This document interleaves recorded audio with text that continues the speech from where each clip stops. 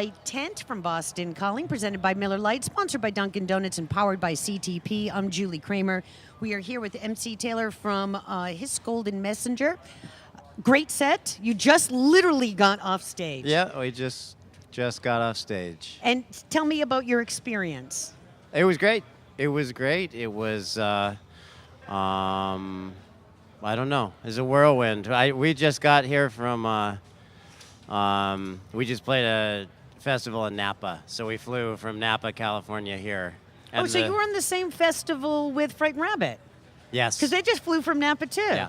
Isn't it like the festival circuit where you kind of with the same bands and you're all playing these festivals together, sort of? We do see a lot of festivals are a good time for us to see our friends. Yeah. The festival shows are it's a different beast when you play a festival for sure, musically. But the thing that is consistent, I think, every summer, which is generally when festival season is that we're seeing a lot of friends that we might only see during the summer, but we see them like every weekend. And you tour year round, pretty much. We tour all the time, yeah. So you're always on the road. And does your family have a chance to like hook up with you and tour a little bit with you? Sometimes, not a ton, because I have two kids and they're little. They're 4 and 8.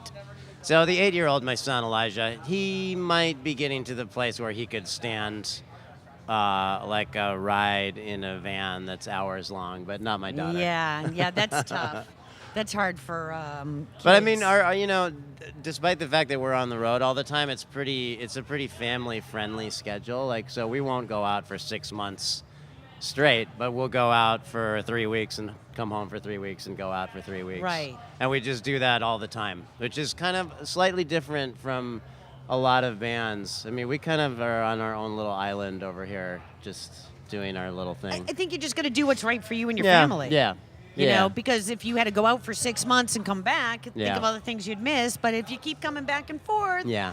not so bad. Yeah, it's You true. know? It's true. You last couple records came out on Merge. Yep. And how do you think being on that label helped you get to this level, the next level? Promo? Yeah, probably promo. I mean, I love Merge. I think they're an absolutely incredible record label, and I think that, you know, on a personal level, I love the people that work there. Just as a music fan myself, I've been buying records on Because Merge. they have great artists. Yeah, I've been buying their records since I was a kid, basically. You know, when we arrived at Merge, we already knew what we wanted. You know what I mean? Like, we were already on a path that was accelerated when we hooked up with them, but we have always had, when I say we, I'm talking about me and like my manager and the people in the band and stuff.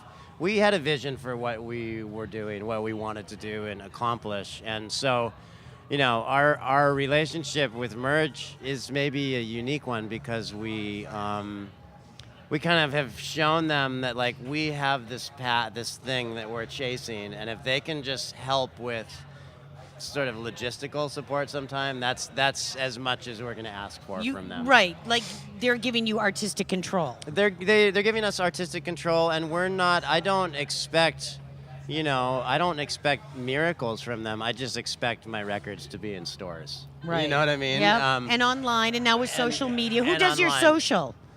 I do sometimes. We have one of our crew members does it sometimes. Yeah. It sort of depends who's around. Yeah. Um, And social's a whole nother beast back from, you know, years ago when you started. yeah. You know, Yeah. it's like a whole nother element to get out to fans, and Right. fans can find you so much easier through social. And I'm not totally sure that His Golden Messenger is the best example of how to sort of maximize your exposure if you're trying to, like, build a quote-unquote brand. But the stuff that I put up on my Instagram page is all just really personal stuff. Yeah. And I mean, I'm always chasing that personal thing. I think that's what fans like, though. I think that's what fans They like, can hear too. your records, Yeah. but it's kind of getting to know you. Yeah, I think that's So what I think people that's like important. too. Like, when people that I follow on something like Instagram, I'm always just looking for something that feels a little less mediated than, you know, other other people. I don't know. Right. So it's like you're doing it or someone in your band's doing it as opposed to someone who lives God knows where throwing stuff out in your social. for Kind you. of. I mean, at a certain point, I understand like passing that stuff off to someone else because it's just there's too much bandwidth. Yeah. It takes that like. It takes there's- forever to do an Instagram. Now you got a yeah, hashtag. It takes yeah. 40 minutes. Yeah, there's just no You know? like my main thing is writing music. You Not know what I mean? hashtags.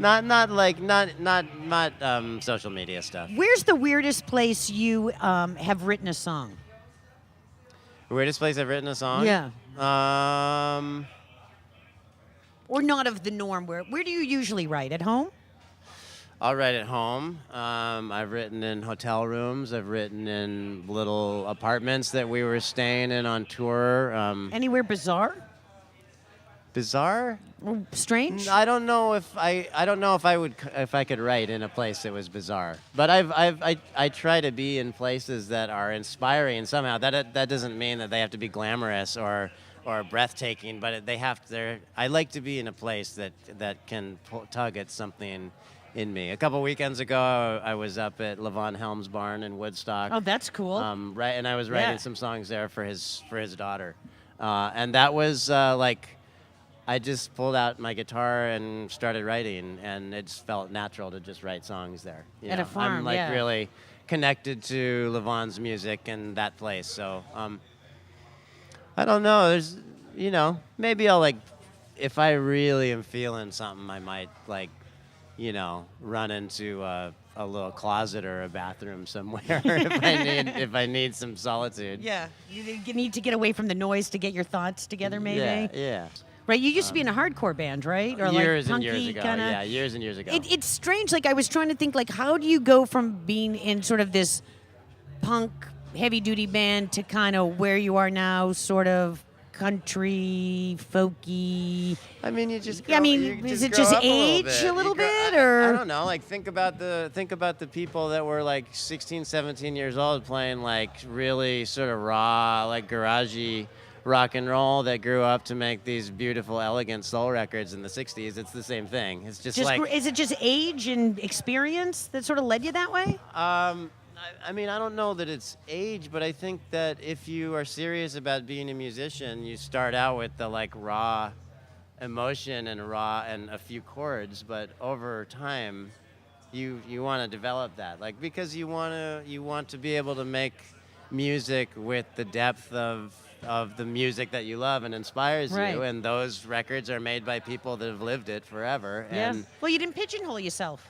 yeah, I mean, you know, know? the road for us has been quite slow, but our music is I mean, in my opinion, if like maybe egotistically a little bit, like our music is pretty deep. It's like Right. if someone will give it time, it will reveal things that might not be there on first listen. I love music that works like that on me. So that's always been something that I've been chasing, is not laying everything out on the table for people to see right away. It's like you have It's to spend deep. some time with it. Yeah, it's deep. Thank you very much for hanging out with us. Yeah. MC Taylor, his Golden Messenger. We are live from the Miller Lite tent here at Boston Calling.